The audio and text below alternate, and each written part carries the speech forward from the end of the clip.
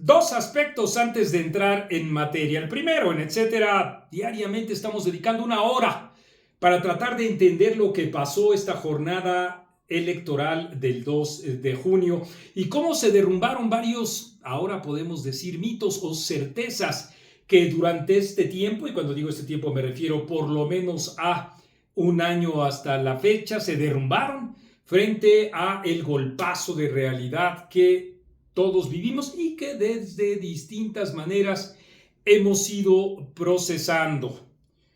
Unos políticos, al fin, alentando todavía la irresponsabilidad del fraude en la jornada electoral, haciéndole el caldo gordo al gobierno de la República, que avanza con el tema de la sobrerepresentación y desde luego con el tema de la mayoría calificada y donde se encuentra en verdad el verdadero fraude.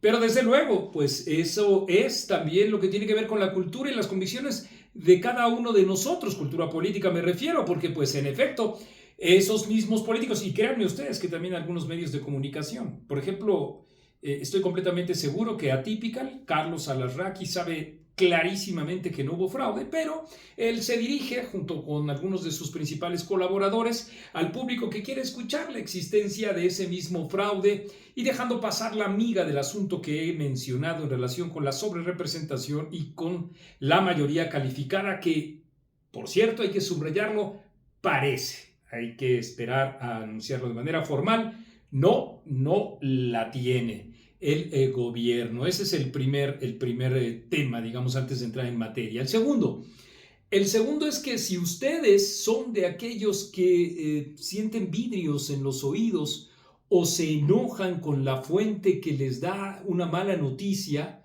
o digamos están procesando lo que ha ocurrido de una manera distinta y creen en la existencia de un algoritmo que tiene el poder suficiente para cambiar la letra incluso de los vecinos que contaron los votos, firmaron las urnas y todas estas cosas, lo que vamos a contar en estos momentos no tiene absolutamente nada que ver con este tipo de cosas. Ya dije, los medios y algunos políticos, cada vez menos ya se dieron cuenta, ¿no? Ya están empezando a meter reversa, ¿no? Guadalupe Acosta Naranjo, que se había convertido en un héroe en las últimas 72 horas. Sí, vamos, hemos encontrado un montón de irregularidades, estamos nosotros viendo estas irregularidades y todo ello, y vamos, Guadalupe, estoy contigo, etcétera, etcétera, etcétera, hasta que el discurso ya ahora es el que nosotros hemos dicho desde hace 3 días, casi 4. Estoy grabando este video en jueves. Entonces, el tema es ya, y ustedes lo están viendo en su revista, etcétera, dicho por el propio Guadalupe Acosta Naranjo, que el tema es el de la representación y la sobrerepresentación que busca el gobierno. Entonces, como a nosotros no nos gusta el show, ni tampoco animar expectativas que no son, pues seguimos en efecto siempre. Lo digo con el orgullo que da el trabajo honesto y también inteligente en la vanguardia de lo que tiene que ver el análisis político. Incluso en contra de quienes en su momento decían, ya te doblaste y este tipo de cosas, cuando en efecto este asunto no solo se trata de huevos, que los hemos tenido, sino también se trata de inteligencia, que la tenemos acreditada, junto con otros medios, otros intelectuales, con mayor cobertura, por supuesto, con mayores resortes, y con mayores posibilidades económicas, pero ahí hemos estado y en algunos temas a ustedes les consta incluso generando vanguardia en relación con lo que después, como en este caso, sería discutido. Así es que, sintetizo, quienes no quieran escuchar malas noticias o quienes no quieran escuchar datos que rompan con la idea que teníamos hasta el 2 de junio, pueden desde luego cambiar en estos mismos momentos de canal. Quienes desde luego están y saben que para eso están, como ciudadanos que independientemente del agrado de las noticias las consumen porque es parte de la propia realidad, por favor quédense, que son ustedes, la materia, el sentido, el pálpito, la emoción, el objetivo, la misión, el ánimo, la inspiración de nuestro trabajo permanente. La última postilla, la última acotación. Si algo también se derrumbó fue el tema de las encuestas. Muchos, entre otros yo, no creímos en ese margen tan amplio que las mismas daban. Unas más, unas menos, desde luego, pero un margen muy amplio. Bueno, ahora sería yo, y no lo voy a hacer, un desvergonzado si descalifico la serie de encuestas que están reflejando algo distinto, contrastantemente distinto de lo que muchos creímos, en relación con el perfil socioeconómico del votante en este proceso electoral. No voy a descalificar esos sondeos que se hicieron a partir de las consultas a quienes salieron de las urnas y respondieron por su voto. Ahora sí, sin más rodeos. Agárrense. ¿Cómo votó la clase media en México de acuerdo con una encuesta difundida por El Financiero? Ya dije, quien no crea ahorita ya siga en el mismo patín de antes del 2 de junio, por supuesto que pueden no creerla. ¿Cómo votó la clase media en México? Repito. Pues miren ustedes, la clase media baja, la clase baja, el 71% votó por Claudia Sheinbaum. El 11% votó por Movimiento Ciudadano. Y el 18% votó por Xóchitl Gálvez. Es decir, solo votó el 7% más de la clase baja por Xóchitl Gálvez que por Movimiento Ciudadano. Y el 71% de la clase baja votó por Claudia Sheinbaum. Hasta aquí todo va más o menos en relación con lo que muchos pensaron de que la consigna de primero los pobres implicaba una simpatía fundamentalmente de los pobres, pero vamos con los siguientes datos. ¿Cómo votó la clase media baja? 10% menos que la clase media baja, por Claudia Sheinbaum. Es decir, la clase media baja votó el 61% por Claudia Sheinbaum. Ese 61% lo capitalizó Xóchitl Gálvez. Y aquí no tuve 18, sino 28 puntos porcentuales. Y Movimiento Ciudadano se mantuvo en 11 puntos. En 11 puntos porcentuales. Y abróchense los cinturones otra vez. ¿Cómo votó la clase media? Ahí aumenta 2 puntos en relación con la inmediata anterior reseña de la encuesta.